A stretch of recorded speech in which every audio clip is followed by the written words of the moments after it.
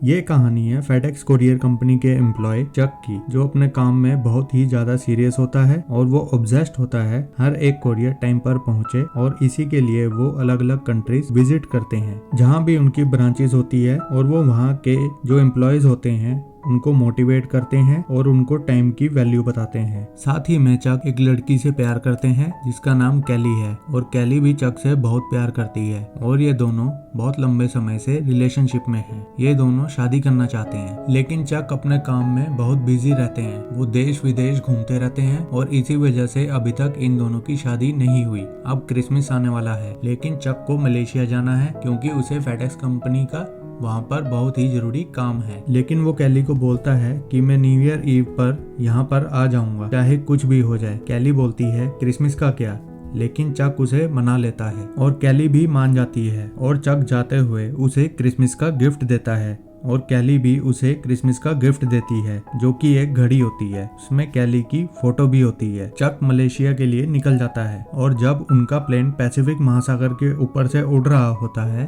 तभी वहां पर एक बड़ा तूफान आता है, और उस तूफान में उनका प्लेन क्रैश हो जाता है। क्योंकि ये फेडेक्स कंपनी का प्राइवेट प्लेन होता है तो इसमें 4 ही लोग होते हैं और सामान और पार्सल होता है। इनका प्लेन पैसिफिक ओशियन में गिर जाता है, और गिरने के बाद इसमें सिर्फ एक ही इंसान बचता है और वो है चक। चक किसी तरह अपनी जान बचाता है और एयरबोट पर बैठ जाता है। जब सुबह उसकी आंख खुलती है तब वह खुद को एक टापू पर पाता है। उस टापू पर दूर दूर तक कोई नहीं होता। वहाँ नारियल के पेड़ पहाड़ होते हैं, लेकिन वहाँ कोई इंसान नहीं होता। इसके बाद वह रेत पर HELP हेल्प लिख देता है ताकि ऊपर से कोई प्लेन उड़े तो उसकी नजर उस पर पड़ जाए। अगली सुबह चक देखता है कि उसने जो हेल्प लिखा था वह समुद्र की लहरों से मिट चुका है। इसके बाद चक लकड़ी के बड़े बड़े टुकड़ों से हेल्प लिखता है। उसको उम्मीद थी उसको ढूंढने जरूर कोई ना कोई आएगा। जब वो आए तो उन्हें हेल्प का निशान दिख जाए। अब पानी में बहकर इस टापू पर कुछ कोरियर भी आ गए थे, लेकिन इसमें कुछ भी खाने के लिए नहीं होता। इसी बीच चक को कई बार कुछ आवाजें भी सुनाई देती है, लेकिन जब वो इधर उधर देखता है तब वहाँ कोई नहीं होता। तभी एक नारियल गिरता है और वह समझ जाता है कि वह आवाज नारियल की थी। अब चक को पानी की जरूरत है और वह समुद्र का पानी नहीं पी सकता। तब उसके पास बस एक ही ऑप्शन है और वो है नारियल पानी। वह बहुत सारे नारियल जमा कर लेता है, लेकिन नारियल को खोलना आसान नहीं था। किसी तरह चक एक नारियल में छेद करके उसका पानी पी लेता है। अब चक को यहाँ पर 4-5 दिन हो चुके हैं और उसके पास जूते नहीं हैं। इससे उसके पैरों में जख्म भी हो गए हैं, जिससे उसको बहुत तकलीफ हो रही है। इसके बाद चक अपने पैंट को आधा फाड़ कर अपने पैरों पर लपेट लेता है। तभी चक को एक ऊंची चोटी दिखाई देती है और वह यह तय करता है कि वह इस चोटी पर जाएगा और चारों तरफ का जायजा लेगा कि वो है कहाँ पर। जब वह चोटी पर होता है तो उसको ऊपर से समुद्र में कुछ दिखता है। वह जल्दी जल्दी नीचे आता है और उस चीज के पास पहुँचता है और देखता है कि वो उसी प्लेन के पायलट की डेड बॉडी होती है। यह सब देख चक को बहुत दुख होता है और चक उसे दफना देता है, लेकिन दफनाने से पहले वह उसके जूते और टॉर्च अपने पास रख लेता है। यही 2 चीज चक के काम की थी। अब चक को इस टापू पर बहुत समय बीत चुका है और धीरे धीरे वह इस जगह पर रहना सीख भी रहा है। वह मछली मारना भी सीख रहा होता है, लेकिन वह कामयाब नहीं होता। एक रात को उसको एक शिप दिखता है जो समुद्र में होता है। उसे देखकर चक जोर जोर से चिल्लाता है, लेकिन इतनी दूर तक आवाज नहीं पहुंचती। वह उनको टॉर्च से इशारा भी करता है, लेकिन इतनी दूर से टॉर्च की रोशनी दिखना नामुमकिन है। और अगली सुबह चक अपनी एयरबोट से इस टापू से निकलने की प्लानिंग करता है, और तभी उसको समुद्र में बड़ी बड़ी लहरों का सामना करना पड़ता है और वो लहरें उसको पीछे की तरफ बीच पर धकेल देती है। इसी दौरान चक जख्मी भी हो जाता है और चक वापस बीच पर आ जाता है। अगली सुबह चक उन बॉक्सेस को चेक करता है जो बहकर किनारे पर आए होते हैं। वह उन बॉक्सेस को खोलता है, लेकिन उसके काम की 1-2 चीजें ही होती है। इस बॉक्सेस में उसको स्केटिंग शूज भी मिलते हैं, जिसमें ब्लेड्स लगे होते हैं। वो उन ब्लेड्स को निकाल लेता है और उनको एक हथियार की तरह इस्तेमाल करता है, जिसकी मदद से वह नारियल को खोल सकता है। अब उसको खाना बनाने के लिए आग की जरूरत है। वह कई बार कोशिश करता है लेकिन कामयाब नहीं हो पाता। तभी वह सोचता है कि दोनों लकड़ियों को अगर आगे पीछे घिसा जाए तो शायद आग जल सकती है, और इस तरह आग जल जाती है और आग जलने से चक बहुत खुश हो जाता है। इसी दौरान चक सामान में एक फुटबॉल को देखता है जिस पर उसके हाथ का ब्लड लगा होता है। वह उसको एक इंसानी फेस का आकार दे देता है और उससे बातें करना शुरू कर देता है। उस फुटबॉल पर विल्सन लिखा होता है तो वह उसका नाम विल्सन रख देता है। और अब चक को एक नया दोस्त मिल गया है और वो है फुटबॉल। तभी हमें दिखाया जाता है कि चक को टापू पर 4 साल बीत चुके हैं।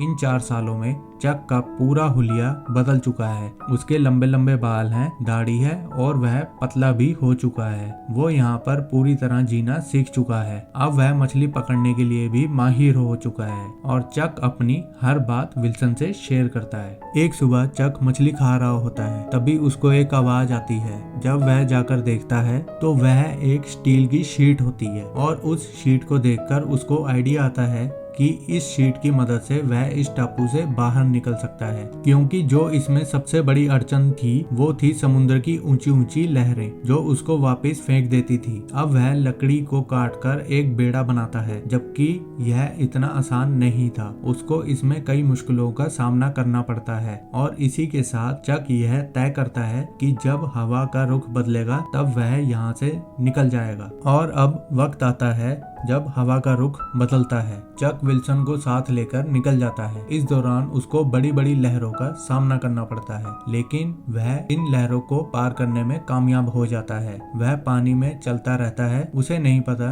कि उसको अब समुद्र में कितना वक्त बिताना है। समुद्र में वह बारिश का पानी नारियल में जमा करता है और वही पीता है। तभी एक घटना होती है और चक का दोस्त विल्सन पानी में गिर जाता है। जब तक चक को पता लगता है वह बहकर दूर जा चुका होता है, लेकिन फिर भी चक उसको वापस लाने की पूरी कोशिश करता है, लेकिन इसमें वो नाकामयाब रहता है। इसके बाद चक बहुत रोता है क्योंकि विल्सन से चक को पूरी तरह अटैचमेंट हो गई थी और विल्सन उसका बहुत अच्छा दोस्त था। इसके बाद चक अपना आगे का सफर जारी रखता है। तभी एक कार्गो शिप उसके सामने से गुजरता है और वो लोग उसे देख लेते हैं और बचा लेते हैं। अब चक अपने घर वापस लौट चुका है, लेकिन वो देखता है कि वहाँ सब कुछ बदल चुका है। उसके दोस्त और फैमिली मेंबर्स ने समझा था कि चक मर चुका है और वो उसका फ्यूनरल भी कर चुके होते हैं और कैली की भी शादी हो चुकी है और उसकी एक बेटी भी है। चक कैली से मिलने भी जाता है और कैली उसे देखकर बहुत खुश होती है और ये दोनों डिसाइड करते हैं कि इन दोनों के रास्ते अब अलग अलग हैं। चक कैली की घड़ी वापस कर देता है क्योंकि वह उसके खानदान की घड़ी होती है, लेकिन चक घड़ी में से कैली की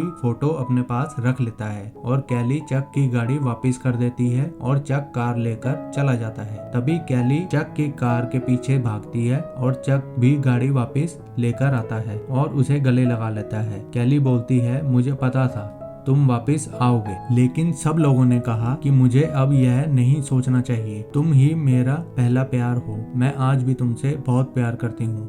चक बोलता है, मैं भी तुमसे बहुत प्यार करता हूँ। तभी चक कैली को कार में बैठाता है। यह देखकर लगता है कि यह दोनों यहाँ से निकल जाएंगे, लेकिन यह कुछ देर सोचते रहते हैं। उसके बाद चक कैली को वापस घर जाने के लिए बोलता है और चक उसको उसके घर पर छोड़ देता है। इसके बाद दिखाते हैं कि चक बहुत दुखी है। वह अपने दोस्त को बताता है कि मैं कैली के लिए जिंदा रहा और अब मैं कैली को खो चुका हूँ। अब चक उस आइलैंड से एक कोरियर को बचाकर लाया था जिसे वह खुद डिलीवर करने जाता है, जिस पर एंजल विंग्स बने होते हैं। जब वो डिलीवरी के लिए घर पर जाता है तो वहाँ पर कोई नहीं होता। वह उस कोरियर को दरवाजे पर ही रख देता है और उस पर एक नोट लिख देता है, this package saved my life, thank you Chuck Noland. उसके बाद चक रास्ता समझने की कोशिश कर रहा होता है। तभी वहाँ एक लड़की आती है जो उसको रास्ता बताती है कि कौन सी रोड कहाँ जा रही है। इसके बाद वह वहाँ से चली जाती है। तभी हम देखते हैं कि उस गाड़ी के पीछे वही एंजल विंग्स बने होते हैं